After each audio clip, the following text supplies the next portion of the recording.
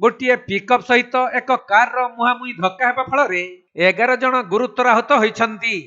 एपरी दुर्घटना गतकाली राति बालेश्वर जिला खैरा थाना डोंगुरा बजार निकटरे घटिछि।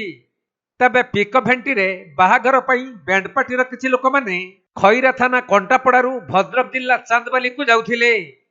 हेले डोंगुरा बजार निकटरे सामना पटु आसुथबा एक कार सहित पिकअप भेंटीर मुहांमुही धक्का होइथिला।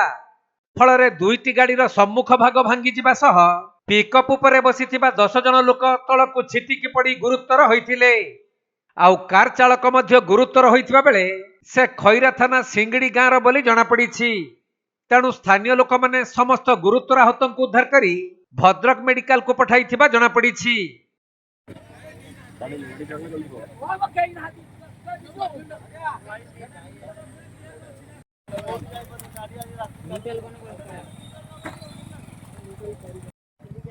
बालेश्वर जिला सोररू सुमंत दास रिपोर्ट, कोणार्क लाइव।